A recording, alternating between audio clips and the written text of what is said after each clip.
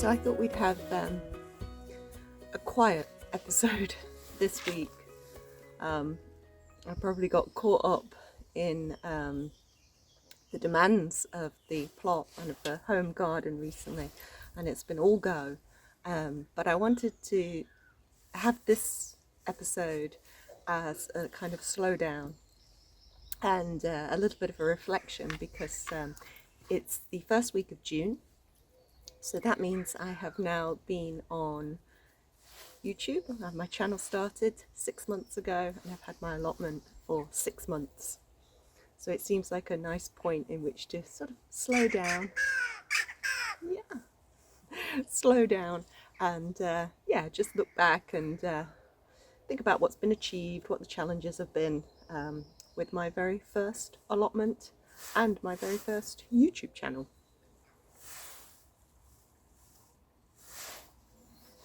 There is another reason that we're slowing down this week, and it's because I tweaked my back yesterday. Just stupid. It's always stupid, isn't it? Just getting out of the shower, twisted just slightly the wrong way. And I don't think I've talked about it on here before, but this is connected with the garden and gardening. But I have like a mild osteoarthritis, which the internet tells me is completely common. Almost everybody has it, so I'm not special in any way. But it does mean I sort of live with low-level chronic pain pretty much constantly. But most of the time it's just background. It's not an issue. It doesn't stop me doing things. Although one of the physios I saw once did tell me I could be running marathons. Yeah, I'm not going to be running any marathons. But yeah, and unless I tweak it like I did yesterday, it doesn't stop me doing things. And I've done various things to try and mitigate the pain, including physiotherapy, massage therapy, and yoga. And I did yoga for many years because everything you read tells you that yoga is the best thing to do for back pain. I do not agree. It's only when I stopped doing yoga that I stopped having such bad back pain, really. But for the most part, I felt that the things that helped were walking the dog and gardening, because it's sort of constant movement, it's just all the while keeping mobile, and I find that that's the thing that really helps, whereas the things that really trigger it are long drives, like my commute to work and sit in front of screens for long periods of time, like my job. So the garden really sort of balances that out, and it's accessible. It's right there. It's right at my door. I just go out and I potter around, do a little bit of weeding. Even yesterday when I felt really quite bad, I got out and did a little bit of weeding, and I managed it, and it felt, good afterwards. So that's the other reason that we're slowing things down this week. Okay, so reflecting on the last 6 months. Is this what I expected? 6 months from when I first got the plot on that really cold, frosty morning in December. Well, I had seen the plot in October, don't forget, because I waited like 3 months to know that it was mine. So I had seen it in sort of its fading glory as we went into autumn, and I knew that there would be a lot of cosmos. But what I didn't know, and I didn't even know in December, because I guess it was quite dry at that point, it was only into the new year that we started to get rain. I didn't know how flooded the plot would get. I didn't know that the soil was such hard, thick clay. So those were challenges, surprises. I didn't realise quite what a mission this back of the plot would be, which I have started tackling now and will continue, although I've just noticed, just looking over the top of the camera, that there's the most gorgeous poppy coming out of those old compost bins, and it was my plan this weekend, although I don't know that the back is going to allow it, to clear the old compost bins this weekend. But now there's this glorious poppy growing out of it. We'll have to see about that then. But yeah, any challenges have been far outweighed by the joy that I've had from the plot.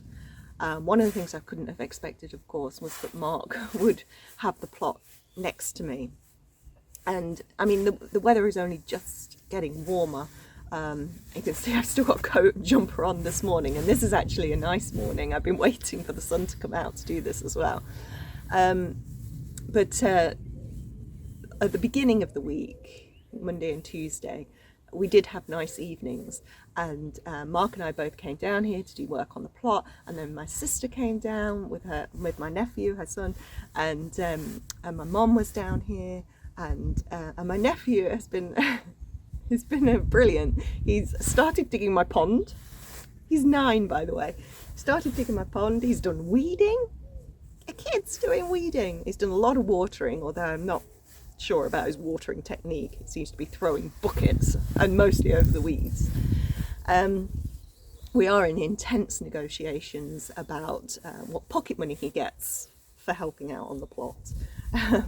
But yeah, it was such a joy this week, you know, all being down here, mucking in, and sitting and enjoying the weather as well. So already that feels like something to look forward to in the rest of the summer, that we're going to have this space to do that in. And actually, this structure behind me on Mark's plot, he's going to refashion that so that it becomes our little kind of seating party area. And just looking around the plot, it makes me think of the generosity of all the people that I've met here. So I mean, there's Mark, generous with his time. Even before he got his own plot, he was helping out on mine. And I've had some stuff from the garden, like the climbing frame to make my beam structure. But then people I've just met on here who have offered advice, you know, and offered me a greenhouse. The guy who's got the plot opposite mine on the other side of the road, he gave me a few pallet collars the other day that he didn't want anymore. And of course, Jim next door has been so generous with all his Saskatoons. He gave me a grapevine. So yeah, I mean, that's been really nice. And everybody has been sort of so welcoming onto the plot as well. I think it feels like such a, well, of course it's a community space, but like a genuine community space, you know. It's incredibly diverse as well. There are all sorts of people here, and everybody doing their own thing as well. Lots of people working to different kinds of methods and stuff. I don't think there are very many no diggers over here. I see a lot of digging, a lot of rotavating, which is an update on Mark's plot that I'll give you in a moment as well. And you know, here I am. It's just gone 7 a.m. on a Saturday morning, and I'm sitting down here in the sunshine. I've got my tea. Where did my tea go? It's over here. What about you, Dory? How do you feel 6 months on? You're super happy that Mark is here, that's for sure. She is very excited to come through the gate to the allotment now, because Mark might be on his plot. You ended up being a little bit barky, didn't you? Yeah, you can be a little bit barky on here. That can be a problem for filming. So filming, yeah, YouTube, 6 months on YouTube. I had a wobble, I guess, a couple of months in. I'm like, do I want to be doing this? And then I got over it, and and I guess I do. It's an odd thing. I've completely not figured it out at all. Like last week's episode was sort of 10 minutes longer than anything I've ever published on YouTube before. I think it ran to like 45 minutes. I'm just plodding around the garden talking about things that interest me, and I'm not sure interested anybody else. And yet that video did way better than any of the ones in the last like month or two.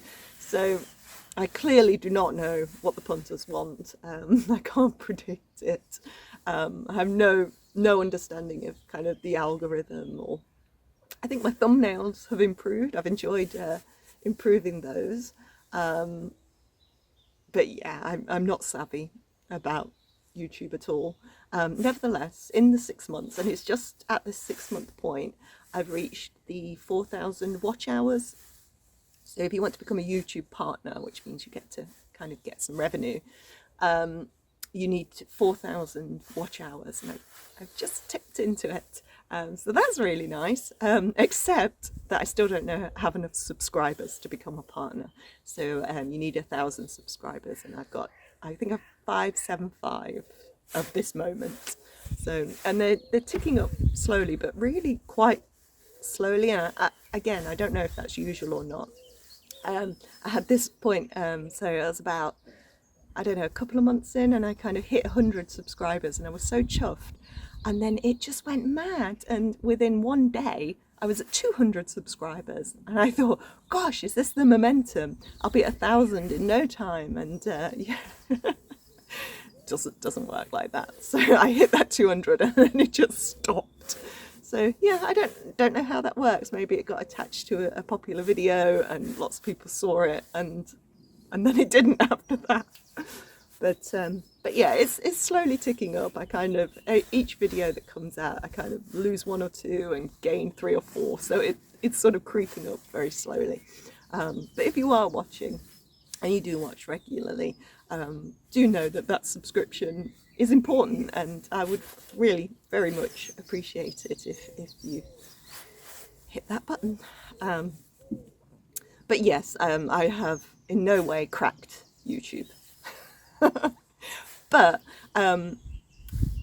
what I've enjoyed about it is the comments that people leave. I always enjoy seeing that people like the video and watch the video, but particularly the comments, and those people who comment really regularly. That's always lovely. It feels like a community. It feels like people are following along with your journey, and that's really nice.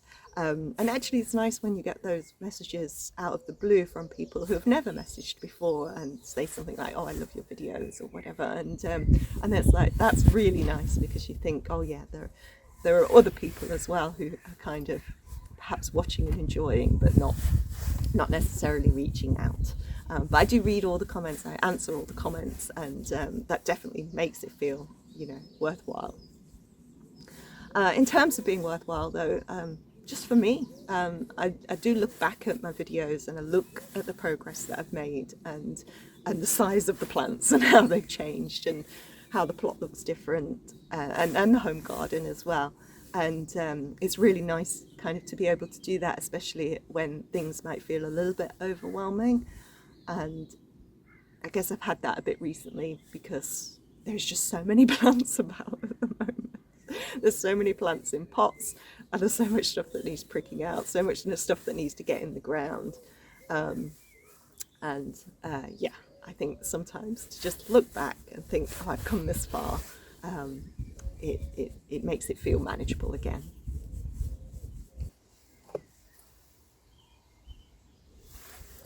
So I think that's about all I wanted to kind of say. In terms of where I'm at with the plot right now, I really hoped I'd have the greenhouse up. But saying that, when I first got the plot, I had no idea somebody was going to even give me a greenhouse. So, but yeah, still a lot of work needs being done at the back to kind of level the ground in order to get that up. So I am really hopeful that I can do it within the next kind of month and get some tomatoes in there. I'm just going to kind of grow on my tomatoes until it's ready, I think. But fingers crossed for me, that's the aim, is to get it up, get some tomatoes in there while there's still time. Some stuff I did this week, I'll take you on a little tour of the plot in a moment, but I did get quite a lot of weeding done. So my nephew started it off, and in fact I have to say that him doing his slightly interesting methods of weeding, which tend to be, he was using the hoe, and I said, do you want me to show you how to use it? And he's like, no, and he knew how to use it, but then he much preferred using it as a kind of whacker.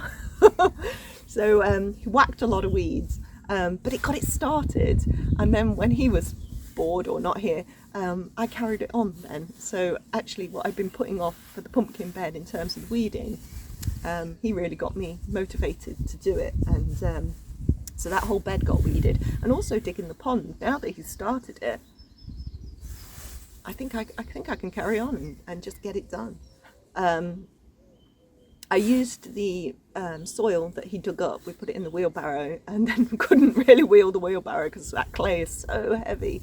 But managed to get it to the potatoes and dump it there. And so I've earthed up the potatoes with the soil that was taken out from where the pond will be, which I thought was a good idea. So we'll continue doing that as the pond gets dug. But yeah. So we'll do a little plot tour, but just to say, thank you. 6 months in, thank you for watching. Thank you for investing in me and my plot on this journey. It's hugely appreciated. And if you haven't commented before and you want to say hi, please do in the comments. It means a lot to me, and it's nice to kind of build this community, isn't it, Dory? Oh, okay, she's off. Right, I guess we're on to the plot tour then.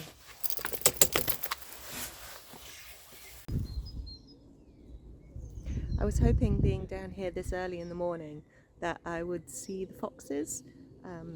So when I came in one evening last week, I went back behind the site shed because somebody had dumped some cardboard there and I was going to take it.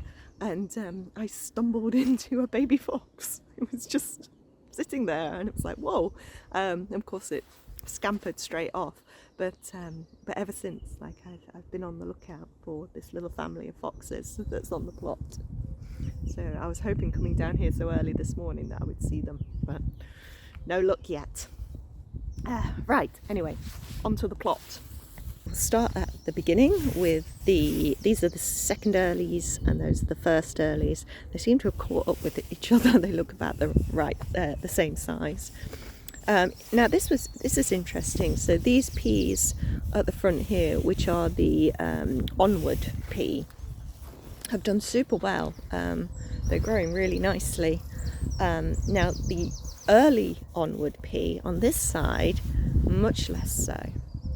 And I thought this was interesting because these are the potatoes that I dug the trench for, so I went traditional, and so lots of the clay was tipped into the centre, and then some of it was earthed up back over the potatoes, and some just created this bed in between the potatoes, and that's what those peas went into.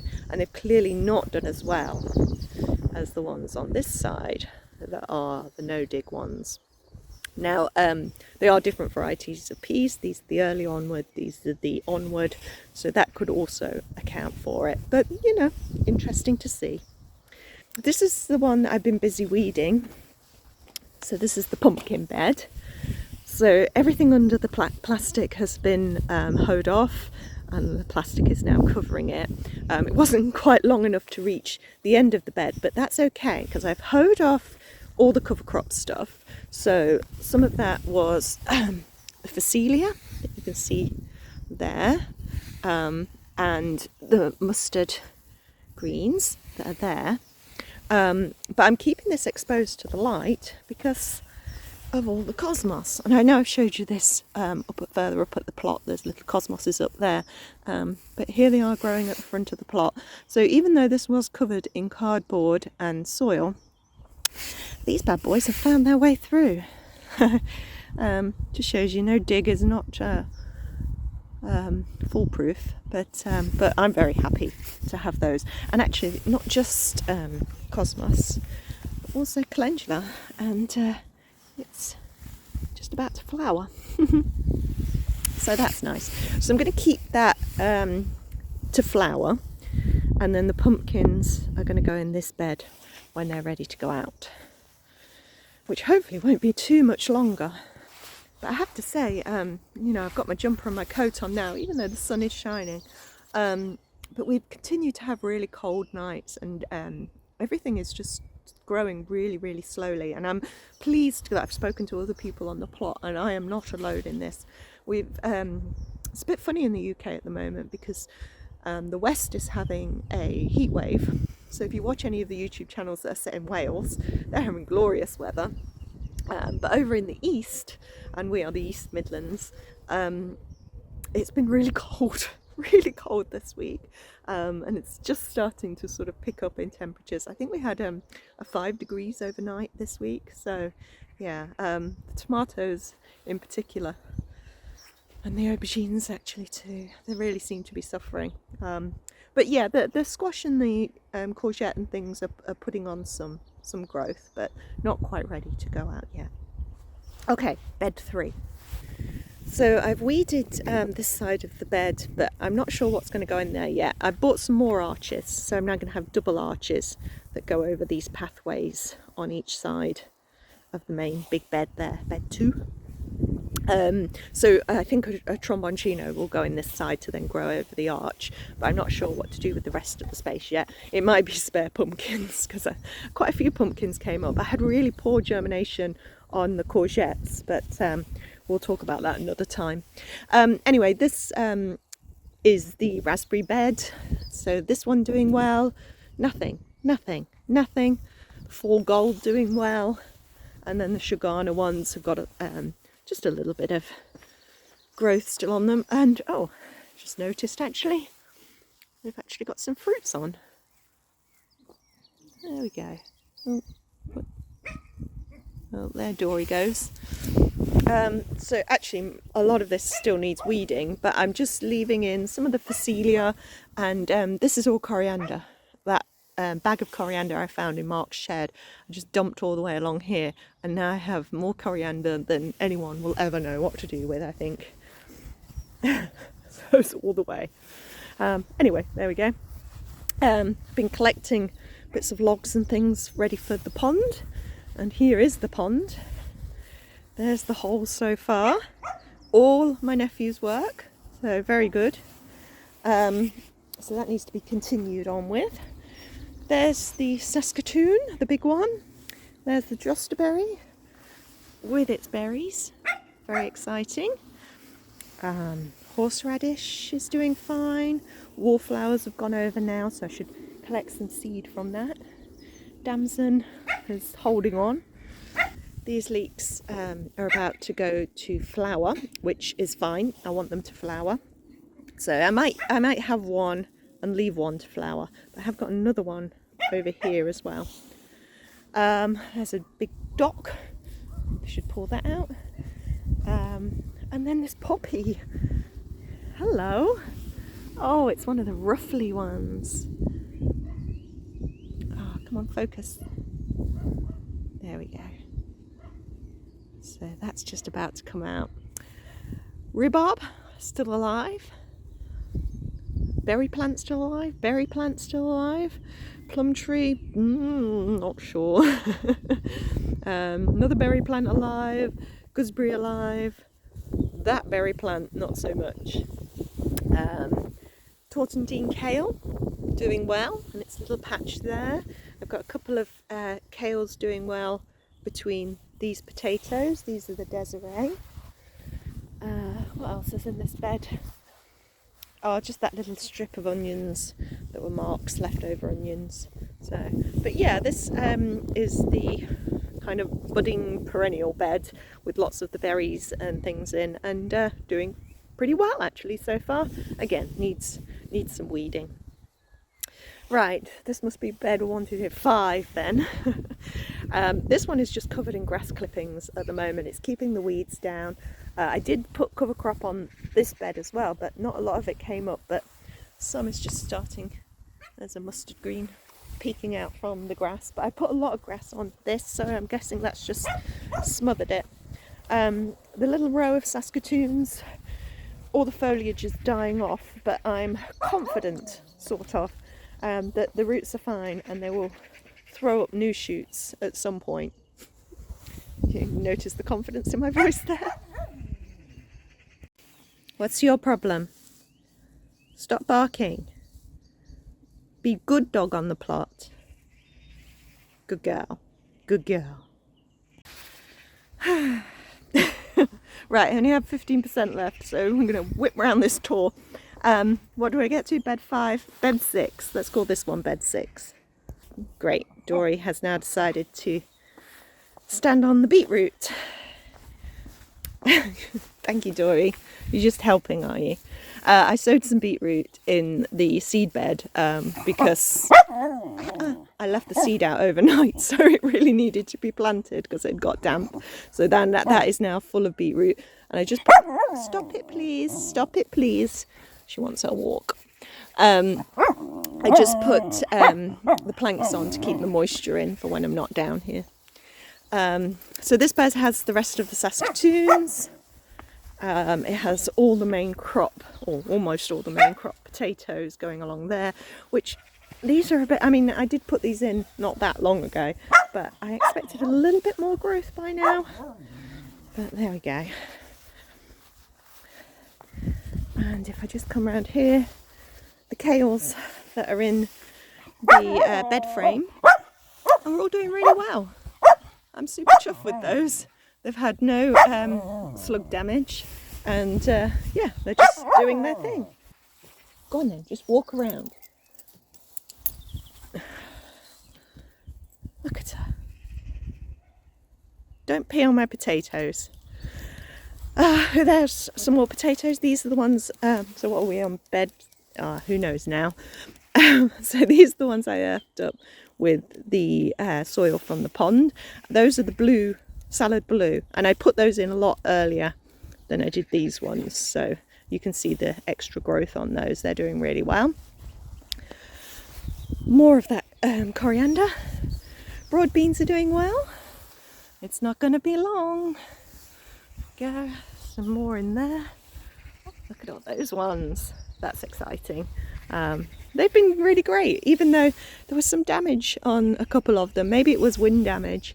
There's a few black fly now, but not too many. And there are so many ladybirds on this plot that I'm just going to let them sort that out. Oh, Dory.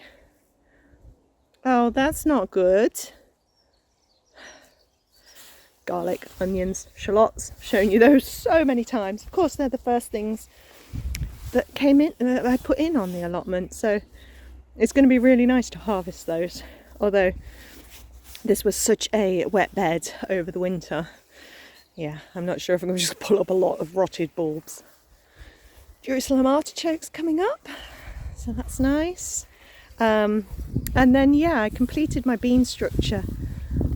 Was that last weekend? On Sunday I bought the bamboo canes from the site shop in there and created the structure and put the beans in. These are runner beans. These are what I'm calling Maureen's runner beans because they're from my neighbour Maureen. So I don't know what actual variety they are. I think they're saved seed because they just came in a little envelope, but they're doing great. Nice big leaves on them. Look at that. So let's hope they wind themselves up these bamboo canes. And then the final bed is the fruit tree guild, which looks rather messy, but it's beginning to fill out. So the comfrey is in here now. There's some mint. I planted that in a pot, but into the ground. Some lemon thyme, more comfrey, strawberries. I've got the berry plants, more strawberries just here. So, and the trees themselves, I can't see any fruits forming. So that's the pear, that's the apple, and the poor cherry. It's looking very bare. But yeah, that's work in progress. Talking of which, complete work in progress. So the neighbours on the other side of my plot, their garden there, this is their fence, and they put in these posts to reinforce it, so that's nice. So I'm ready now to make the new compost bays. So I'm going to have 1, 2, 3 pallet bays along here. I'm going to keep this cardboard down to suppress the weeds. I'm going to continue that over this side. I haven't done that properly yet on this side because there's still a lot of weeding. And here was an old compost bay, so you can see how the ground is humped because of the compost underneath, and the weeds have just now grown up over it. And yeah, you can see So this is the 3-bay system that already exists that needs to be taken apart because it's kind of falling apart.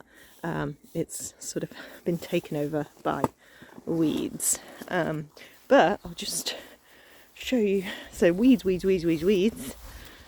And then there is this poppy coming out. So I'm going to have to try and move all this but save this poppy because look how many heads are on it. Yeah, excited about that. And slight dumpy area at the moment. But there is the greenhouse frame. That is my goal. Whew, so that's it. That's 6 months on the plot. There are other things that need doing. I guess I could paint my sheds and stuff like that, but they're not urgent things. For the time being, what I want to do is get roots in the ground. Oh, I need to show you Mark's plot. Here I am settling down to finish up, and this is the most exciting thing, nothing to do with my plot. So that is now Mark's plot. How much better does that look? So he dug all of this over. His plot neighbour on this side. The original plot was all of that, and it got split into 2. So this is Mark's part, and then this is somebody else's. The lovely people. We cleared all the rubbish that was down the end here, and they helped, and they had their own rubbish to take down as well. So all of that is now gone, and they had already rotavated their plot, and Mark talked to them about borrowing the rotavator, and they said they would do it for him. So he dug this whole section because there were bricks and all sorts of crap in here. So we got all that out, dug it all over, and it was big clumps of the clay. And then I think it was just yesterday or the day before, they rotavated it. And then last night he was down here just breaking up some of the remaining clumps and starting his structure at the front of the plot. But yeah, I think it was making him a little bit despondent, the amount of rubbish that was at the front of the plot for so long, and the ground being so hard and not being able to really plant anything into it. So to get it to this point now, he's just filled with enthusiasm again. You can see what a great space it is. There we go. So he's got his potatoes in anyway, he's got his greenhouse up, and there's some onions in there, and then he's going to redo the structure and paint the shed. But like me, I think his priority at the moment is roots in the ground. So, right, I better go get my dog before she escapes over onto Jim's plot, give her a walk, and return to the home garden. Well, I'm going to end this video back at home, not in the home garden actually, but in the front garden, in the food forest, because there's something I want to show you there. I haven't had breakfast yet, so just in time. And I also want to talk to you about the cover crop that I put on there, because it has been a revelation. So bear with me, I'm going to walk this dog, and then we'll have a... What's she doing? We'll have a quick look at the front garden at home. Okay.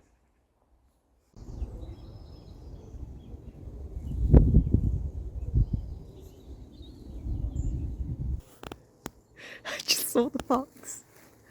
Damn it, I had my phone ready and everything just in case, and I still wasn't quick enough to capture it. They seem to be loving it down this area where it's the kind of area that people put things in case other people want them. It's also the space that we put all the stuff that we cleared from Mark's plot and his neighbours while it waits for the skip. So just to give you a sense of what was on that plot. So this pile is all the wood that was on there, and then we filled 3 big dumpy bags with just crap. Yeah, all sorts of stuff in there, and then that is what has been dug out of the plot. All of that, and they're like telephone directories and stuff. I mean, just awful that someone would use their plot to dump all that stuff on, but then also leave and just leave it for somebody else to have to clear up as well. Hey ho. Okay, I think I've probably scared the foxes off. So come on, Dory, we've got to go to the park, and we're going to meet Mom and spin around Dory. And Mum is dog setting my cousin's dog at the moment, Teddy. So we're going to go have a walk with Teddy.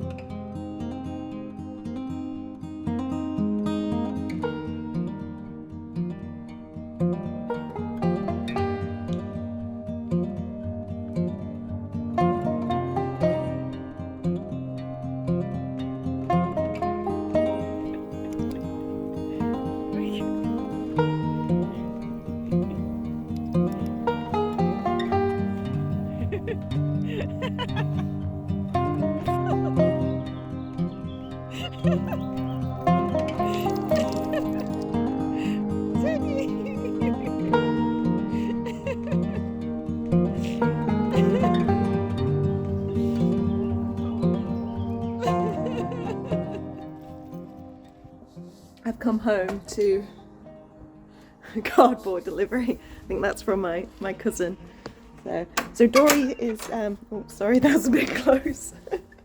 Dory is just having her breakfast after her walk with Teddy.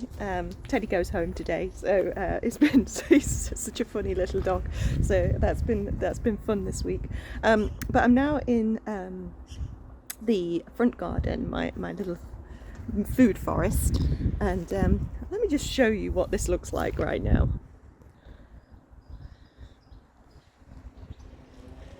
It is an absolute profusion of purple, and this is the phacelia. There you go. So for those of you who perhaps haven't watched other episodes, I put this down as a cover crop on the front garden over the winter. I've cleared it from a lot of spaces because it was overshadowing the garlic and the onions that are in there, and like the strawberries that are over here. But I wanted to leave some for the pollinators, and oh boy do they love it. They absolutely love it. And it's such a strange little plant because it comes out like this, and you think it's just going to be, oh, there we go, this little ball of purple flowers, but then they start to unfurl, so you get this kind of mohawk, if you like, of flowers, and look, and then they go like really long.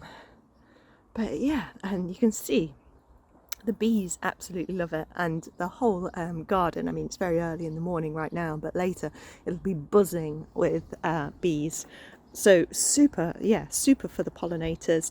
It's been great in terms of a cover crop. I have been really chuffed with this, to be honest. So yeah, if you're thinking of a cover crop, I definitely recommend phacelia. And I don't really want to take it down because it's so pretty and so beloved by bees. But I will have to take it down because it's rather crowding out some of the other stuff. I've got gladioli coming up in here. My apple tree is sort of being swamped by all. I've got the hollyhocks coming now. The garlic and onions are doing great. So I've snapped off of the garlic scapes, the scapes that came on the elephant garlic, and some of the hardneck varieties that are here. I've got poppies coming up as well. Seem to have done really well for poppies this year. I haven't been that successful with poppies in the past. The erigeron has come back and is looking great. It didn't come back in all its spots, but it did there by the garden. I put one of the Tortondine kales into the food forest as well. I thought that would go well. So that's down this side. Strawberries flowering there. We'll get to strawberries in a moment. And then these are the autumn fruiting raspberries that are all coming up really well along the wall of the garden. What else have we got? Oh, haha! Check out under here. Oh, there is a little tree spinach. I grew a lot of tree spinach last year. I'm not surprised it's finding places to self-seed. Interestingly, I did not have any on the front garden, and yet here it is. It's found its way over here, whether that's in the compost that I've spread or the home compost, or it's just come over on the wind, who knows. And the gooseberries are in there as well, and they're doing okay. I don't think we're going to get any gooseberries on these ones this year, but they've established, and that's the important thing. So I wanted to show you the phacelia, but the thing that we're out here for, because Dory's having her breakfast, but now it's time for mine, is strawberries. So, come down here. These strawberries have been almost ready for a couple of days, and I've put on these bags to protect them while I was waiting for the video. So let's have a look and hope that they've not been eaten in the meantime. There we go. Oh, look at that. How's that for a perfect strawberry? Okay, let's see how many we can get.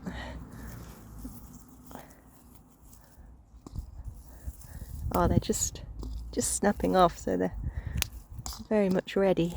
Now these are protected somewhat from predators of birds and slugs and snails. And actually the reason oh, there we go, look at that. Oh, look how huge that strawberry is. Oh my goodness. Wow. Oh, come on, focus. There we go. Oh.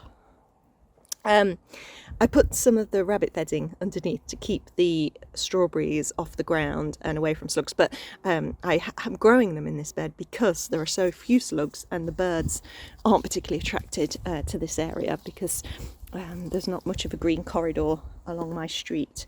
But yes, my point being that I am going to wash these thoroughly because they are sitting in the rabbit bedding.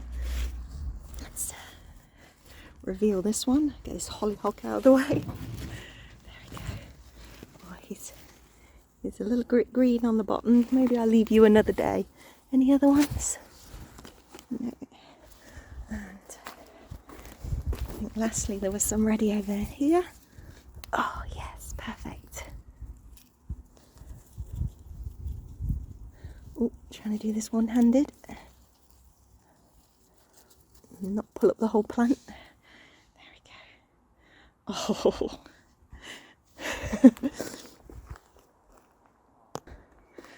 I can't tell you how excited I am about these. There we go. Wow, a whole bowl. Oh, they smell so good. Oh, they smell absolutely delicious. Right, these are going on my breakfast, along with some of the rhubarb from the back garden.